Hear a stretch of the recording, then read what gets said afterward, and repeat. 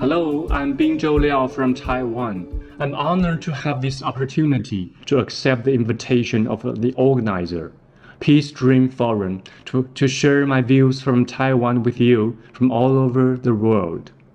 The topic I want to share with you today is cross-strait relations in the perspective of international relations and its implications for the world. The Russian invasion of Ukraine alerted the world to the possibility of military conflict in Taiwan Strait. On the one hand, the Biden administration in the US has reaffirmed the hardening policy toward China, adopted by the Trump administration.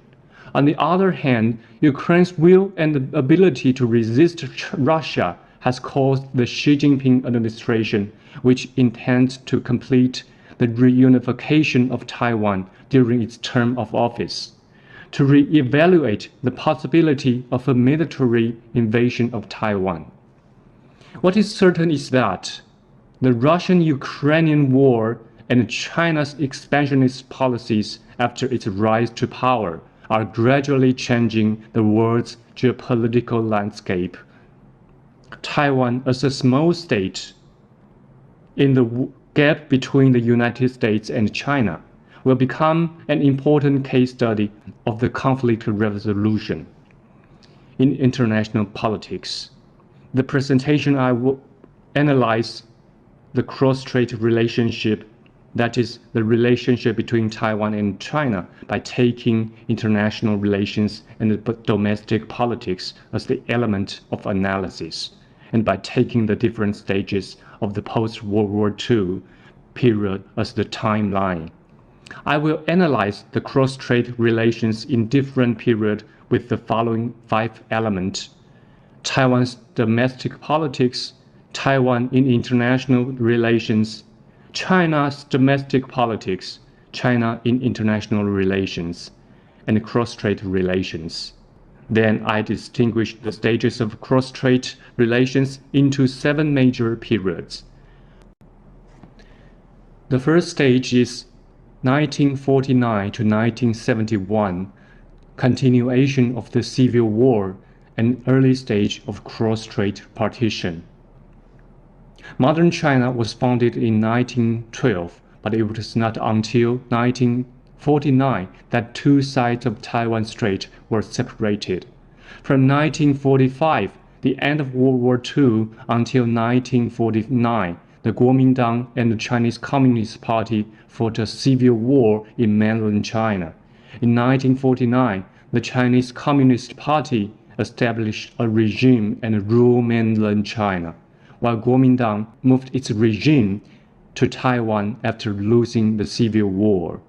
Since then, 2 different regimes claiming to represent China have ruled mainland China and Taiwan respectively, in what we might call a continuation of the Chinese Civil War. From the perspective of Taiwan's domestic politics, the Kuomintang re-established its rule in Taiwan. The Kuomintang regime at this time was characterized by several features: one-party military authoritarian regime, reconstruction of Kuomintang's party-state system, and patron-clientism. From an international perspective, Taiwan at this time was under the structure of the international system during the Cold War, in which the US and the Soviet Union were in opposition to each other. In order to prevent the communist camp led by Soviet Union from expanding its scope of influence, the US gave strong diplomatic support to Kuomintang regime that ruled Taiwan. At the first island chain of defense against the communist camp, Taiwan was assisted in its defense by the US 7th Fleet. The United States and Western countries, under its influence, generally recognized the ROC, which led to a gradual increase in the number of diplomatic allies of ROC at this stage. As a result, the ROC regime in Taiwan became an accidental country. In terms of China's domestic politics, China under Mao Zedong embarked on an extremist path with an anti-rightist campaign of 1957 and the Cultural Revolution of 1966, which lasted for 10 years, manifesting a totalitarian tendency of Chinese politics. In the Cold War structure under the US-Soviet rivalry, the People's Republic of China initially maintained relatively good diplomatic relations with the Soviet Union and the non-allied countries. However, China gradually fell out with the Soviet Union and India. From the perspective of cross-strait relations, the two regimes, the Republic of China and the People's Republic of China, were still in a state of civil war.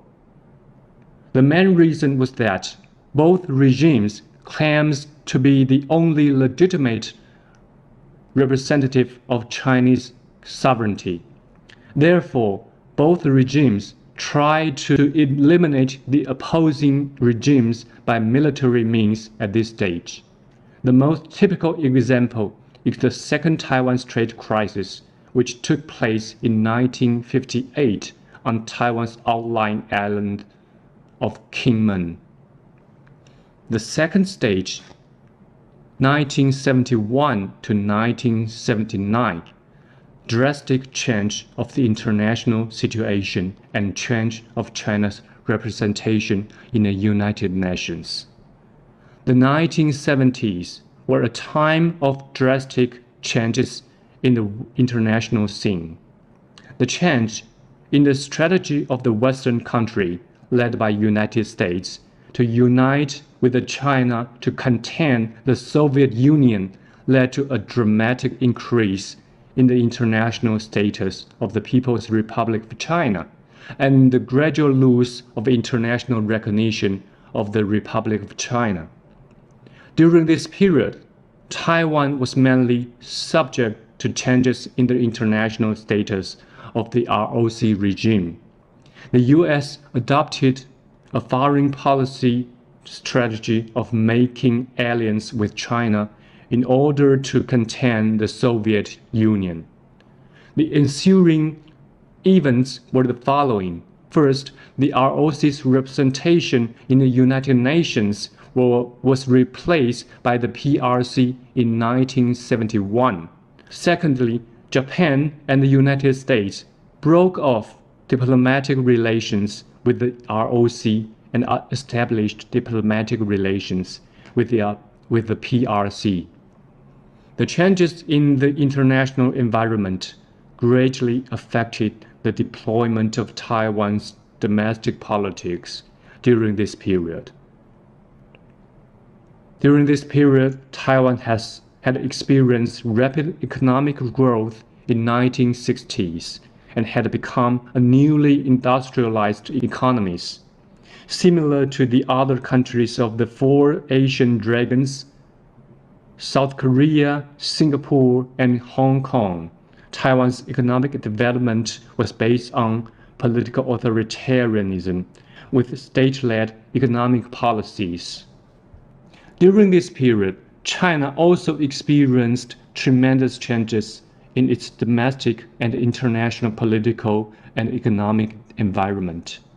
Internationally, the U.S. ended its antagonist relationship with China and began to normalize its relations with China. President Nixon sent Henry Kissinger to China in 1971 secretly. Later, in 1972, President Nixon made an official visit to Beijing and signed the Shanghai Communique with China, which stated that the U.S. acknowledged and did not challenge China's One China principle, thus laying the groundwork for the establishment of diplomatic relations between the two countries in the future.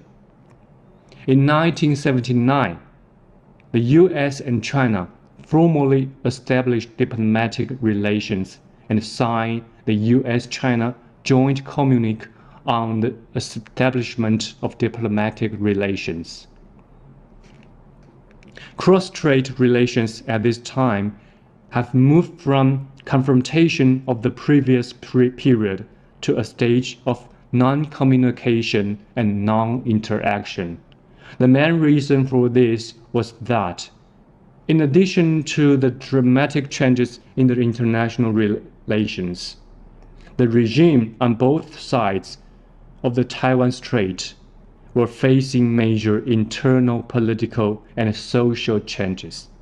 The most important point in cross-strait relations at this time was that the United Nations passed the Resolution 2758 in 1971, which confirmed the replacement of China's representation of the ROC with the PRC. That is to say, at the level of the United Nations, the PRC instead of ROC represented China's sovereignty. The third stage, 1979 to 1989, resumption of cross-strait interactions. This period entered a new phase of renewed cross-strait interaction against the backdrop of the People's Republic of China's return to the international community. The reopening of the cross-strait reunification program and the resumption of cross-strait people-to-people exchanges. Taiwan began a process of political liberalization during this period, under the premise that the ruling KMT gave us a certain degree of freedom to the society. Social issues such as labor, environment, women's rights, and Aboriginal rights were gradually emphasized. These changes in Taiwan's domestic politics were based on the fact that the U.S. still maintained close substantial ties with Taiwan. During this period, the U.S. Congress passed the Taiwan Relations Act in 1979, which provided Taiwan with defensive commitments, and the Reagan administration also offers 6 guarantees to Taiwan. The reform and opening up that began in the late 1970s not only loosened China's planned economy, but also led to an atmosphere of intellectual liberation in Chinese society. This atmosphere of liberalization spread not only to the intellectual class of Chinese society, but also to the ruling group of Chinese Communist Party. Since China's economic reforms were not based on the reform of the political system, the process of economic development was accompanied by corruption caused by the rent-seeking behavior of the bureaucrats. This corruption led to a civil and intellectual backlash, which led to the Tiananmen Square pro-democracy movement in 1989. In contrast to China's domestic political changes, China's international status at this time was to stabilize its international position. In 1982, the United States and China signed the August 17 Communique, which focused on the United States' promise to China that it would reduce its arms sales to Taiwan, with the aim of reassuring China of the United States' policy toward China. In terms of cross-strait relations, after returning to the international arena and initiating economic reforms, the People's Republic of China finally refocused its attention on the agenda of reunifying Taiwan. In 1979, the Standing Committee of the National People's Congress of the People's Republic of China issued the message to the compatriot of Taiwan. On the day of the establishment of diplomatic relations between U.S. and China, openly putting forward the ultimate demand for cross-strait reunification, and at the same time putting forward the policy of expanding cross-strait exchanges. The Kuomintang regime in Taiwan also gradually resumed cross-strait exchanges in the 1980s, and then in 1987 opened the door for Taiwanese to visit their relatives in China. It is worth mentioning that Taiwanese businessmen began to invest in China during this period and became the most important contributors to China's economic development under the policy of reform and opening up. The fourth stage, 1989 to 2000, democratization of Taiwan and intensification of cross-strait conflict. The year 1989 was an important year for the world, as the fall of the Berlin Wall precipitated the collapse of communist regimes in the Soviet Union and Eastern Europe in the following years. In contrast, China in Asia suppressed the Tiananmen Square democracy movement, extending the political life of the authoritarian Chinese Communist Party regime. However, Taiwan at this time was on its path to becoming the first democracy in Chinese society. On the one hand, the regimes on both sides of Taiwan Strait have taken different paths in their political and economic development, while on the other hand, the bilateral relationship is in a state of tension. This was a critical period for Taiwan's political democratization. Within the ruling KMT clique, Li Denghui, who had unexpectedly succeeded Zhang Jingguo as president, still lacked solid political power at this time. However, by taking advantage of the Wild Lily student movement in 1990, the power of local factions in Taiwan and the pressure exerted by the Chinese Communist Party on Taiwan, Li Denghui succeeded in consolidating his presidential power and promoting the democratization of Taiwan by pushing through a series of constitutional reforms and gradually eliminating the opposition forces within KMT.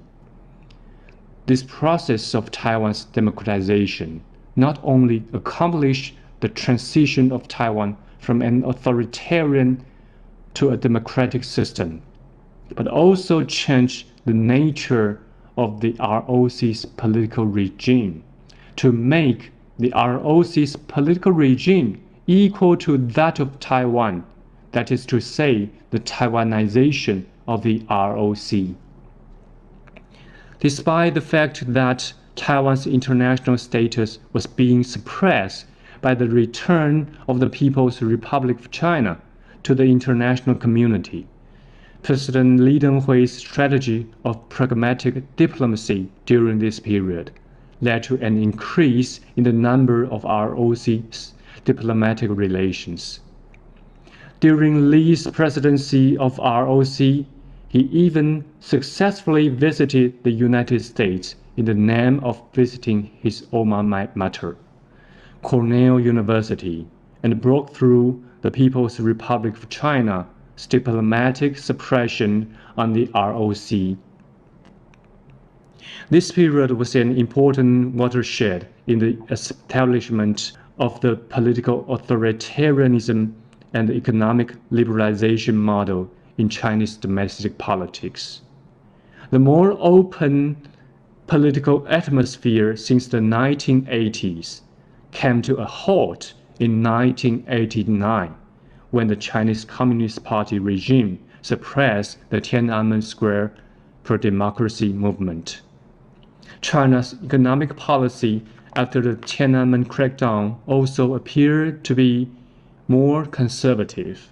It was not until 1992, after Chinese leader Deng Xiaoping's tour of southern China, that it was confirmed that China would continue to follow the economic path of reform and opening up. During this period, China continued to receive international support from Western countries, led by the United States. Foreign direct investment in China increased dramatically and became an important driver of China's economic development. The United States abandoned its policy of economic sanctions against China as a result of the Tiananmen incident and adopted a policy of decoupling trade and human rights. This move was largely based on the assumption that promoting economic development in China would help produce social pluralism and the consequent political democratization. Although this proposition was later proven to be completely wrong, perhaps it can be seen as an excuse used by US foreign policy circles to convince themselves that they can maintain trade and economic relations with China without regard to China's human rights problems. From the perspective of cross-trade relations, officials representatives of both sides of Taiwan Strait began their talks at this time. To be precise, in order to avoid political disputes, officials on both sides of the Taiwan Strait commissioned semi-official civil organizations and representatives to conduct bilateral talks, the so-called 1992 Consensus, which constitute the tightening spell on cross-trade relationships for more than 2 decades, was a bilateral document on the definition of one China during this period. In 1995, there was an important exchange of political language between the leaders of the two sides of the Taiwan Strait. First, Jiang Zemin, the leader of the People's Republic of China, issued the Jiang's 8 points, in which he adhered to the principle of one China and did not promise to give up the use of force to unify Taiwan. Next, ROC leader Li Denghui responded with these 6 points, which called for reciprocal exchanges and the peaceful resolution of the dispute. In 1995, during a speech at his alma mater, Cornell University, Li Denghui defined the relationship between ROC regime and Taiwan by saying that the Republic of China and Taiwan. This phase of cross-trade relations came to a climax in 1996. Taiwan held its first democratic presidential election in 1996. A few days before Taiwan's upcoming presidential election, the People's Liberation Army intensively conducted military exercises in the Taiwan Strait in an attempt to influence the political situation in Taiwan by means of forceful intimidation. This is the Taiwan Strait missile crisis. In an interview with Deutsche Welle in 1999, Li Denghui, the leader of Taiwan, defined the relationship between the People's Republic of China and the Republic of China, two regimes that both claim to represent Chinese sovereignty in terms of a special state-to-state relationship. The fifth period, 2000 to 2008, rise of China and Taiwan's pro-independence camp gains power.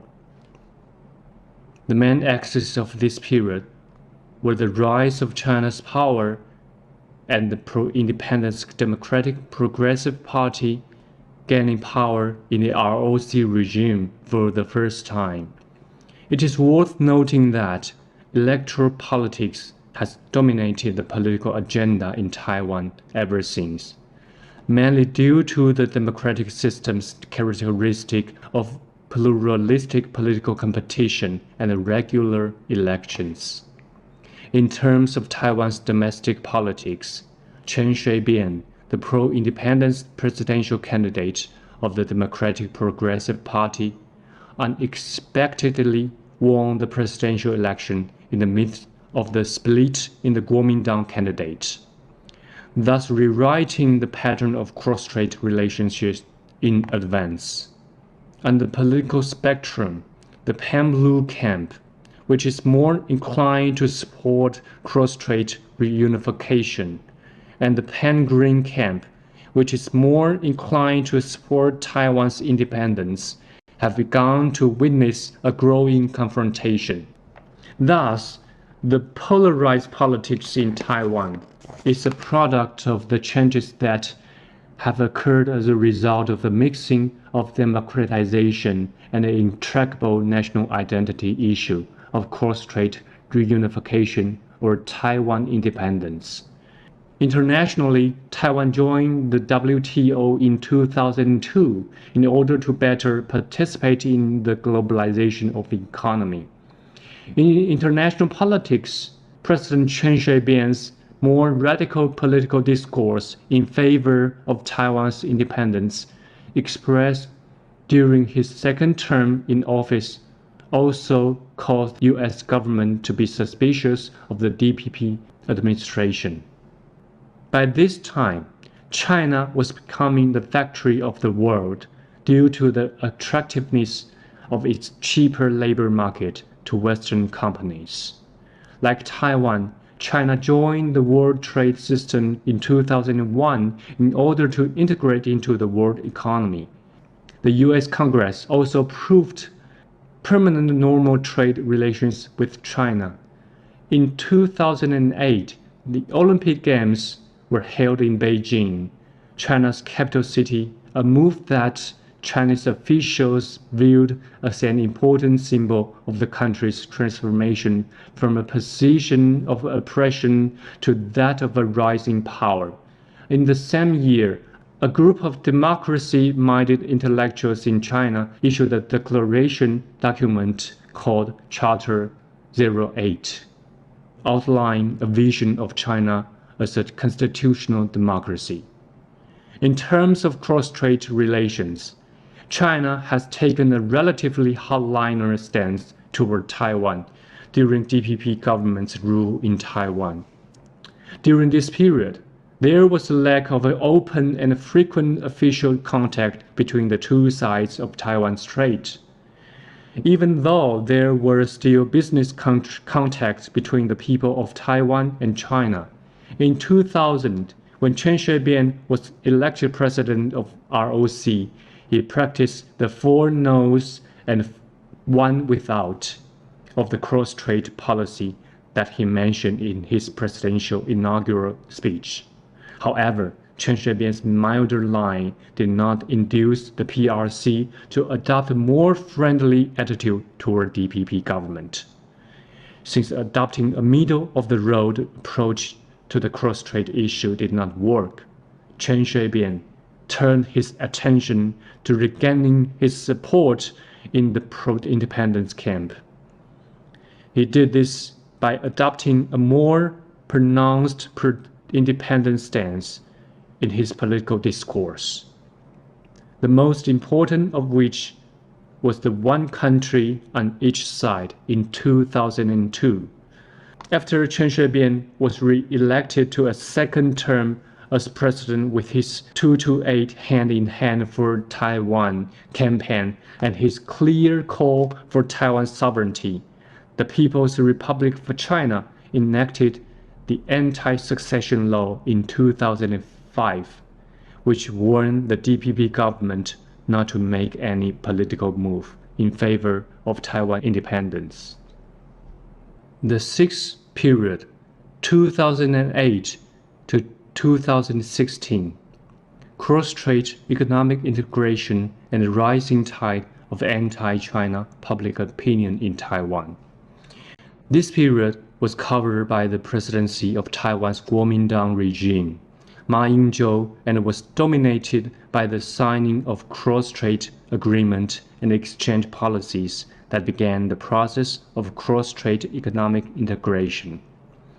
At a time when the door to cross-strait exchanges was widely open, doubts about cross-strait integration arose on the island, and the social movement and the local elections forced the KMT government to suspend the signing of important economic agreements with the government of the People's Republic of China. Since then, public opinion in Taiwan has become increasingly wary of the People's Republic of China.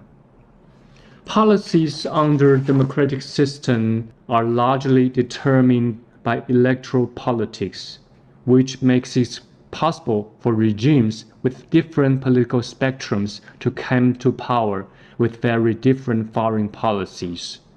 During this period, Taiwan was ruled by Kuomintang government under Ma Ying-jeou, who was more friendly to the People's Republic of China. First of all, the KMT led by Ma belonged to the position of Chinese nationalism in Taiwan's political spectrum.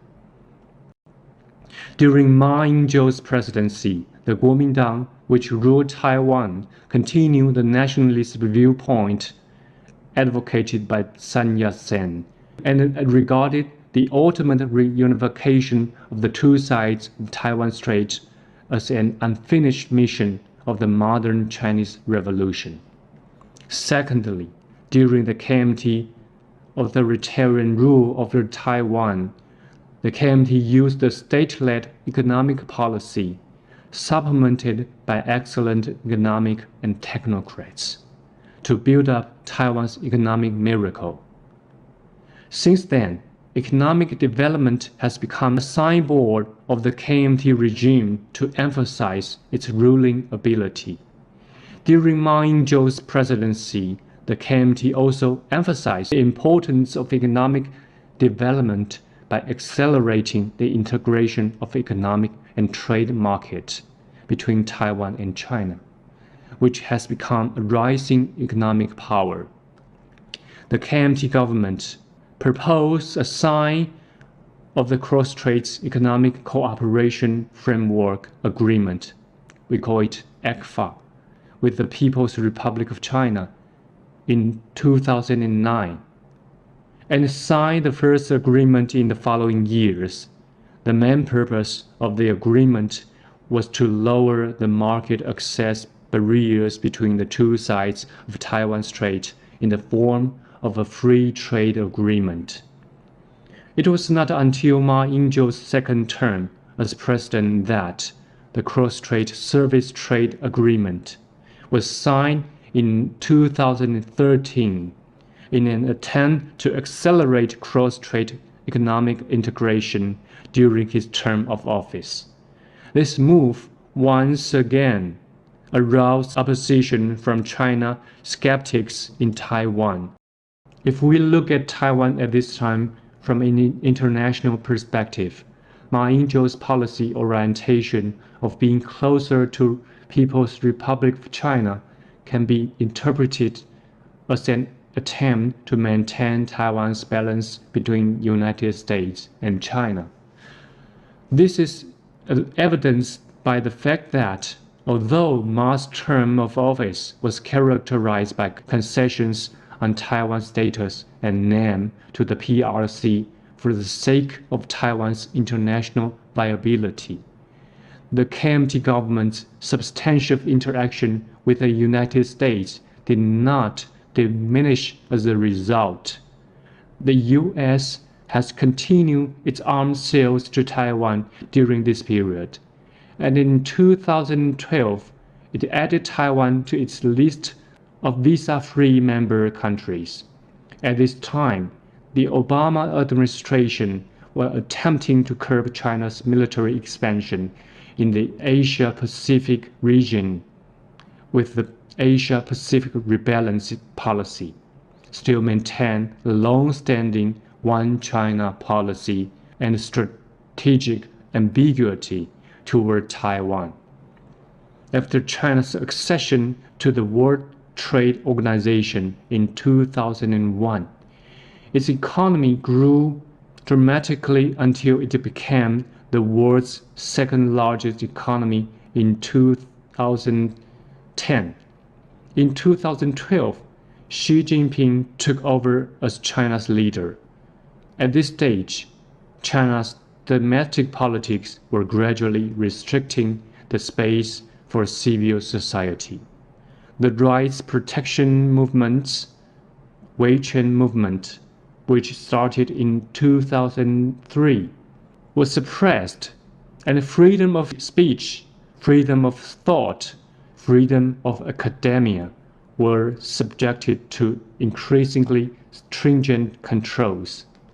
After Xi Jinping took over as leader, China's foreign policy has gradually shifted from the introverted approach of Deng Xiaoping to an expansionist approach by Xi Jinping. Specifically, the Chinese government launched the One Belt, One Road initiative in 2013 in an attempt to expand its global geoeconomic influence across Central Asia, Central and Eastern Europe, Southeast Asia, South Asia, and Africa. In addition, geopolitically, China is also actively drawing in countries in Southeast Asia, Africa, and Latin America.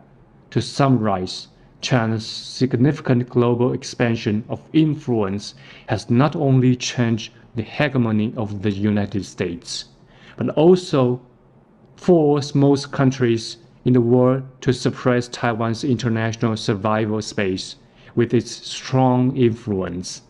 This also constitutes one of the major reasons for the poor cross-strait relations. The seventh period, 2016 till now, geopolitical realignment and confrontation of cross-strait relationship. Cross-strait relationships during this period were affected by domestic political changes in the United States, China, and Taiwan, and structurally changed. From the perspective of a strategic triangle, the US-China-Taiwan triangular relationship presented a structure of deteriorating US-China relations, improving US-Taiwan relations, and deteriorating China-Taiwan relations. During this period, the major foreign policies of all three parties were drastically adjusted. The United States was threatened by China's expansionist military, diplomatic, and economic policies. The Republican administration in the US adopted a tougher policy toward China, which gradually became a bipartisan consensus. The Democratic Progressive Party government in Taiwan is back in power and has adopted a pro-US, anti-China policy.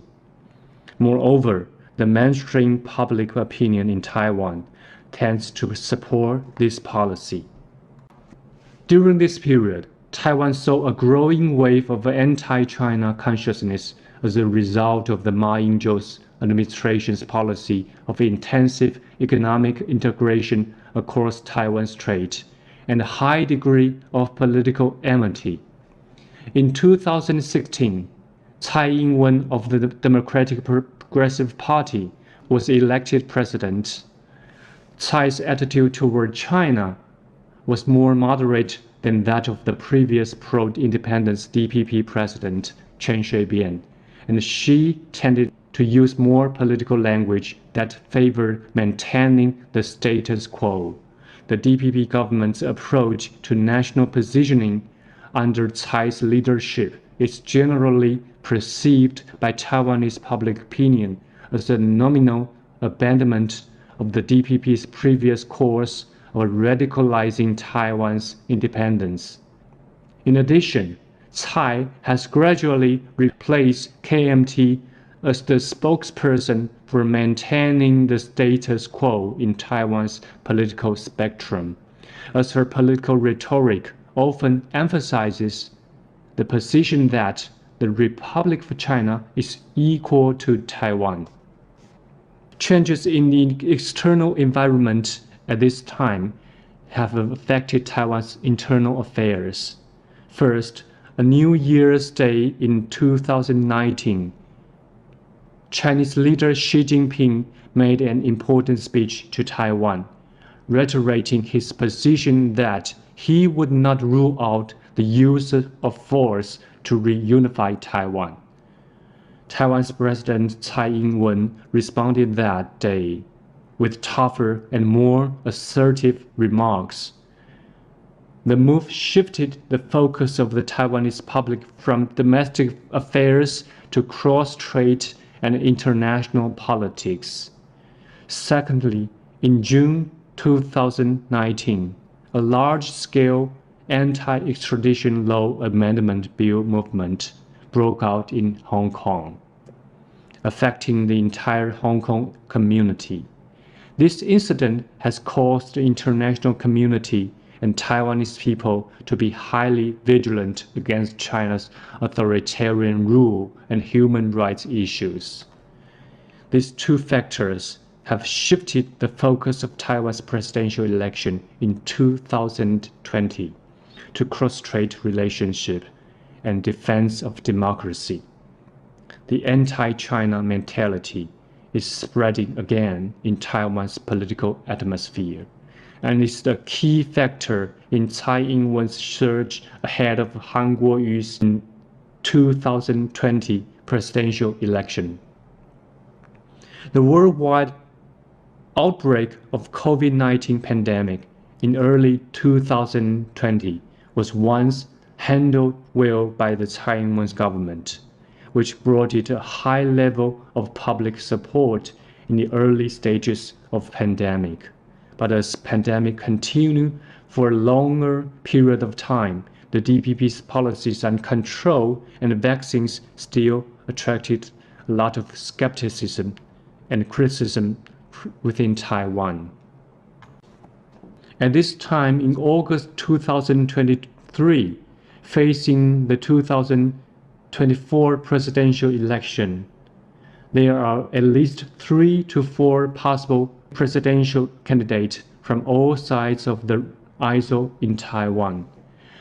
The attitude of these candidates toward Taiwan's internal affairs, international relations, and cross-strait relations are of great concern not only to the Taiwanese community, but also to Western countries such as Europe and the United States, as Taiwan's geopolitical importance grows. In terms of international relations, Taiwan's number of diplomatic relations has been drastically reduced from 22 in 2016, when Tsai Ing-wen became president, to 13 in August 2023. Nevertheless, the Tsai administration has strengthened substantial relationship with a number of countries that do not have diplomatic relations with Taiwan at this time: the United States, Japan, Lithuania, and the Czech Republic. The most important turning point during this period was the gradual adjustment of U.S. policy toward Taiwan in light of its heightened vigilance against the Chinese threat. Before Trump was inaugurated as President of the United States in 2017, he had repeatedly declared during the campaign that he considered China a threat. After Trump became President of the United States, he initiated a U.S.-China trade war with China in early 2018. The U.S. launched Indo-Pacific strategy during Trump administration, making an Indo-Pacific regime a key focus of U.S. diplomacy and military affairs, a strategic approach that has been continued and strengthened by the incoming Biden administration. In addition, the Trump administration has changed China from a strategic partner to a strategic competitor, indicating that the U.S. is highly concerned about the threat posed by China's rise. The international community also views military conflict between the U.S. and China as highly probable, and is concerned that relations between the two countries will fall into the so-called Thucydides trap. The U.S. government believes that Taiwan is the most important line of defense in containing the rise of China on the one hand, and on the other hand, it also recognized the strategic value of Taiwan's cheap industry to the global high-end technology supply chain. As a result, the U.S. has increased the frequency and quality of arms sales to Taiwan since the Trump administration. In addition, the U.S. Congress has passed a number of Taiwan-friendly bills, including the Taiwan Travel Act, the Taipei Act, and the Taiwan Assurance Act. The frequency of high-level government interaction and visit between the U.S. and Taiwan has also increased dramatically, with the biggest backlash from China coming in August 2022, when U.S. House of Representatives Speaker Nancy Pelosi made an official visit to Taiwan. In 2021, when Democrat Joe Biden succeeded Trump as President of the United States, his continued official interaction with China are seen as easing tension between the U.S. and China. But the U.S. and China are still on guard against each other. The Russian-Ukrainian war in 2022 led the U.S. national security community to further recognize the Taiwan Strait as a potential conflict point for the future wars. This has led the U.S. to continue to strengthen its relationship with Taiwan. Economically, by launching the U.S.-Taiwan 21st Century Trade Initiative and deepening economic and trade interaction with Taiwan. Militarily, by continuing to increase arms sales in Taiwan. And politically, by President Biden's statement in a public interview that the U.S. would defend Taiwan if China attacked it. During this period, China's politics under the leadership of Xi Jinping entered a highly totalitarian phase. In 2022, at the 20th National Congress of the Communist Party of China, Xi Jinping successfully became China's leader for the third time without term limit, and at the same time replaced the leadership within elite group of the CCP with a full complement of Xi Jinping's close associate.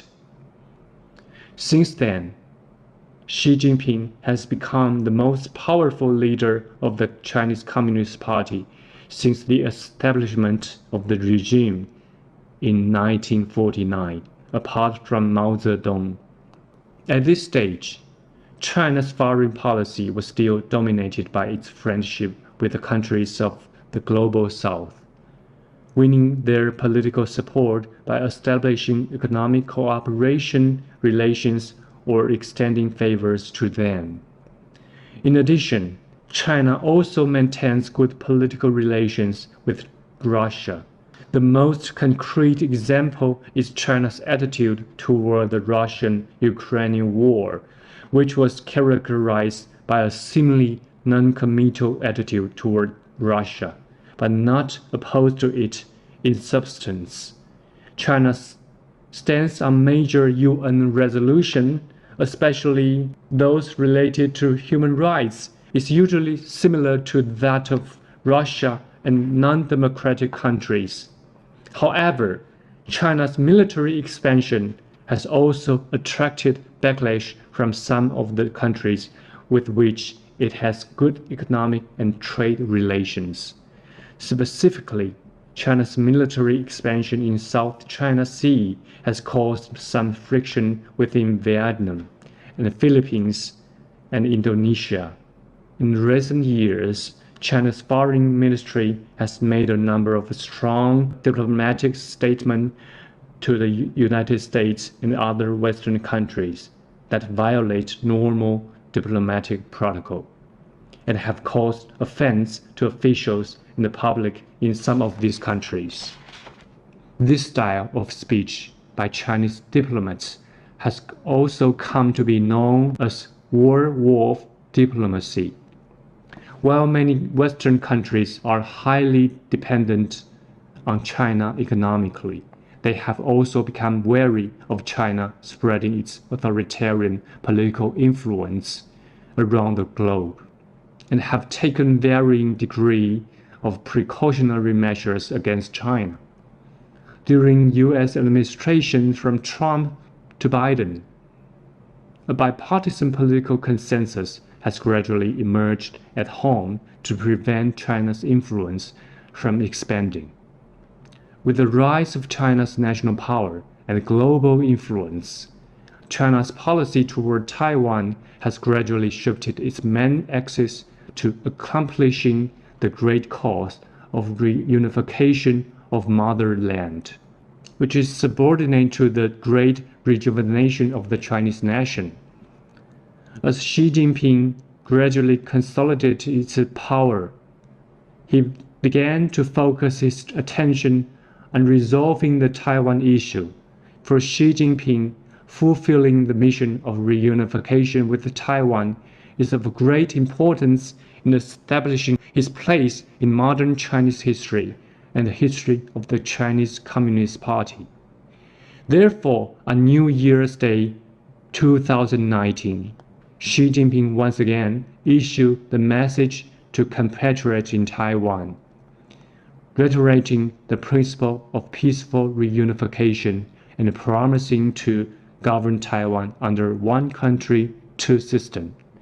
At this stage, China's approach to Taiwan is mostly in the form of war plans crossing the center line of the Taiwan Strait, issuing warnings of forceful aggression against Taiwan. Conclusion. After analyzing more than 70 years of cross-strait relations from the perspective of interplay between domestic politics and international relations, we have to ask, what kind of inspirations can Taiwan Strait, which is currently considered by the world as the most dangerous place or potential conflict zone, offer to international conflict resolution? In my opinion, there are three aspects that are worth reflecting on. First, will there be a global new Cold War? Ever since Donald Trump became President of the United States, a consensus on the China threat theory has gradually emerged within the United States. Mainstream politicians from both Democratic and Republican parties realize that China's rise in power, along with its expansionist foreign policy, will pose a threat to U.S. hegemony in the future. As a result, some people have begun to worry that the Cold War, which collapsed in the 1990s, will now take on a new form, the so-called New Cold War. Such a statement has attracted much criticism because it is based on the mindset centered on American hegemony. If we think about this issue outside of a US center or Western center mindset, the focus should be on what are the negative effects of China's global expansion on human society. I think it is worth noting that the threat to the world from countries like China and Russia is the global spread of authoritarian regimes. In recent years, the term sharp power has been widely used to describe countries such as China and Russia that have embedded values and influence that are contrary to the values of human freedom into free societies through their domestic institutions that are not open to society and authoritarian regimes. The frequent suppression of human rights and civil society in many countries in recent years has led to a significant reduction in freedom around the world.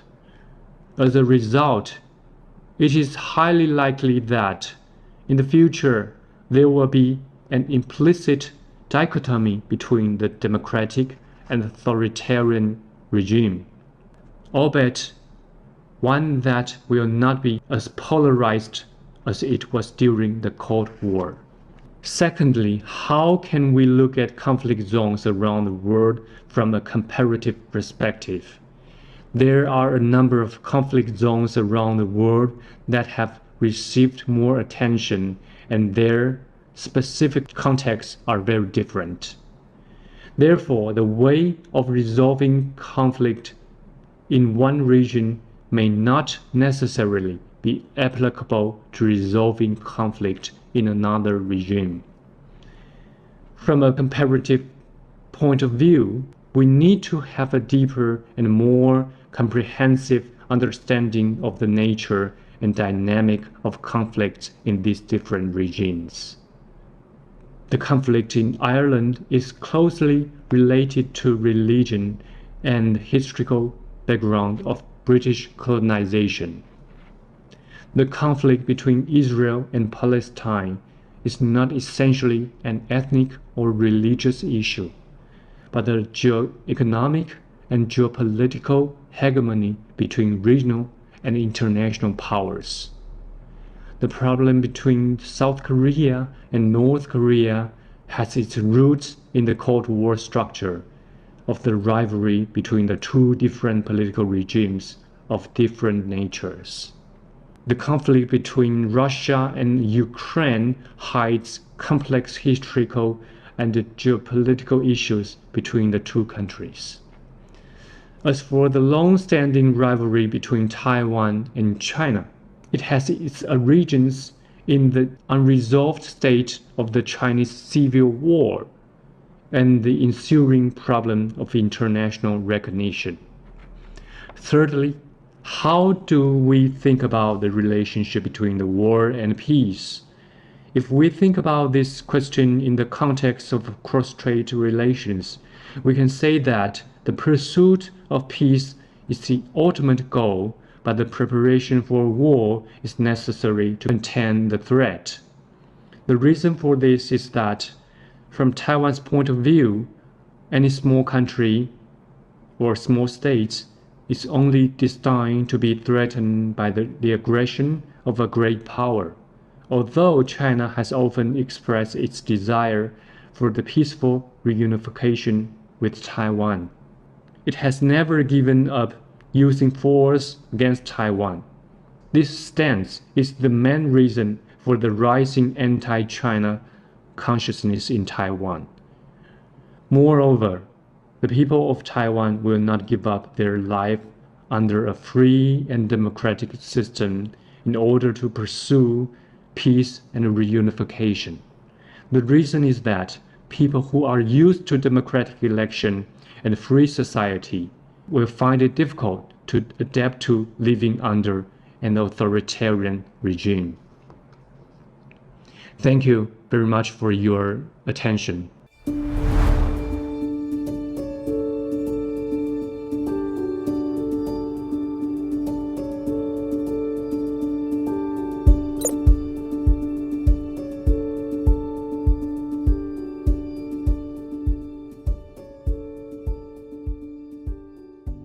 Thank you for listening carefully to my observation on the international situation from Taiwan's perspective, and for raising three profound questions. The first question asks, how do you predict the future of Taiwan after Taiwan's 2024 presidential election? Indeed, Taiwan's future depends upon its role in the US, China, and Taiwan trilateral relationship. The foreign policy of Taiwan's upcoming president in 2024 will influence US and China's policy toward Taiwan. First, from Taiwan's perspective, there are some differences in foreign policies of the current likely candidate. The ruling Democratic Progressive Party presidential candidate, Liao has always been considered a pro-independence candidate. However, he has already stated that he will maintain the status quo, that is, the current position of the ROC as a sovereign and independent state, and that he will not declare Taiwan's independence in any other way. Li's foreign policy will be based on maintaining a strategic alliance with the United States while preventing the threat of China. Hou You-yi, the presidential candidate of Kuomintang, the largest opposition party, tries to maintain an equidistant position between the US and China. In other words, Hou is trying to break the broken official relations between Taiwan and China during the DPP's 7-year rule, while minimizing the high degree of foreign policy subordination to the United States. As for the other potential opposition candidate, Ko Wen-je, his foreign policy is generally considered to be more vague and flexible. Due to his electoral strategy, Ko's foreign relations position is closer to the KMT's position in the past, that is, to communicate and dialogue with China, while maintaining official interactions with the United States, but at a distance.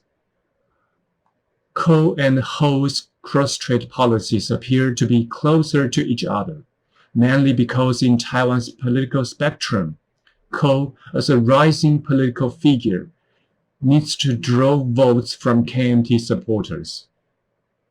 Secondly, from China's perspective, no matter who will be elected president in Taiwan in 2024, the ultimate goal of the current Chinese leaders is to pursue cross-strait unification, the only difference being the means. The internal crisis of economic recession and social discontent in China under Xi Jinping's rule has put his political power under high threat. In addition, over the past few years, Xi Jinping has centralized power in the CCP by eliminating political rivals and breaking the rules to extend the term of office of its top leader. Therefore, Xi Jinping must maintain this trend to avoid losing his power. From Xi's point of view, the deadline for CCP to resolve the issue of Taiwan is 2027. There are only a few possible options for Xi's policy toward Taiwan before that year. The soft line approach is to use the strategy of united front to polarize the Taiwanese society internally and to co-opt the pro-CCP people in order to achieve the goal of subdue any army without fighting. The hardline option is to expand the war power of the PLA and try to occupy Taiwan by force to the greatest extent possible. Finally, from the U.S. perspective, the Indo-Pacific strategy has been a top priority of U.S. foreign policy since Donald Trump became president. However, the unfinished Russian-Ukraine war in 2023 and the rising Israeli-Palestinian conflict in October this year have distracted the energy and focus of U.S. foreign policy. Over the past few years, a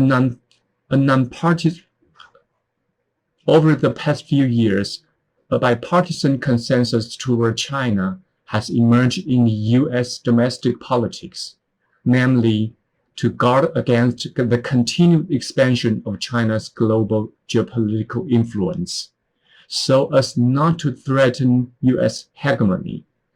Therefore, in recent years, the U.S. has gradually shifted its trilateral relations with China and Taiwan from balancing to uniting with Taiwan and containing China. The mainstream voices of U.S. diplomatic think tanks have also gradually shifted from the advocate for strategic ambiguity to strategic clarity in favor of Taiwan.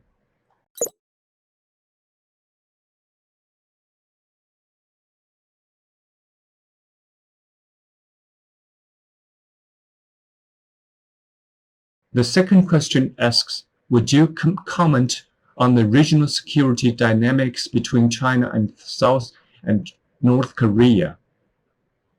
Since I have not studied the issue of two Koreas in detail, I can only make very brief observations on this issue.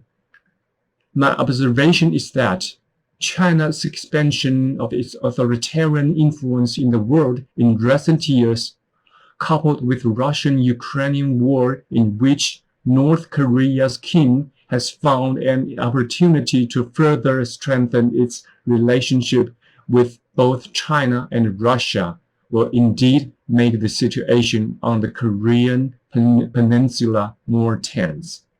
In addition, the foreign policy of the incumbent president of South Korea, Yoon Suk-yeol, is gradually moving toward strengthening political and military alliance with the United States and Japan, which will make the relationship between the South Korea and North Korea and the two international camps behind them even more polarized. In my opinion, the Korean Peninsula is indeed another high-risk conflict zone, in addition to the high-risk zones including Russian-Ukrainian relations, Israeli-Palestinian conflict, and the South China Sea.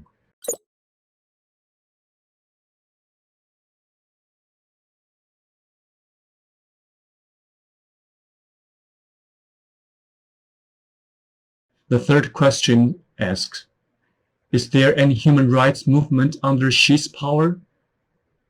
Yes, indeed.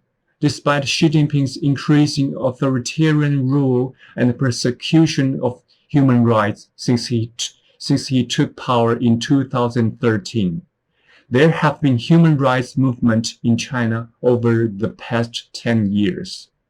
The scope of human rights movement in China includes the basic rights of the general public, the social rights of laborers and peasants, women's rights, religious rights, and cultural rights of ethnic minorities.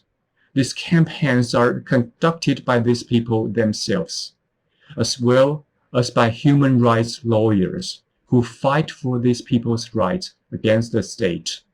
In 2015, the Xi Jinping regime carried out a massive arrest and crackdown on the human rights movement.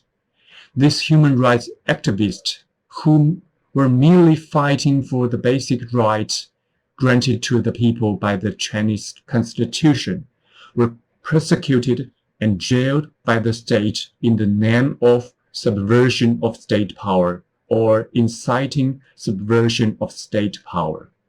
This highlights the fact that China's judicial system is not independent and can sentence to people arbitrarily.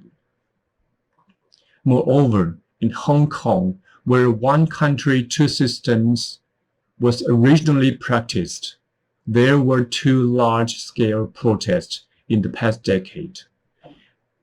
The Umbrella Movement in 2014 and the anti-extradition movement in 2019. The former was a movement of Hong Kong people fighting for political rights, while the latter was a large-scale protest movement of Hong Kong people trying to maintain their judicial independence and basic human rights from the threat of China's authoritarian regime. Of course, both campaigns ended in failure under the suppression of the Xi Jinping's regime.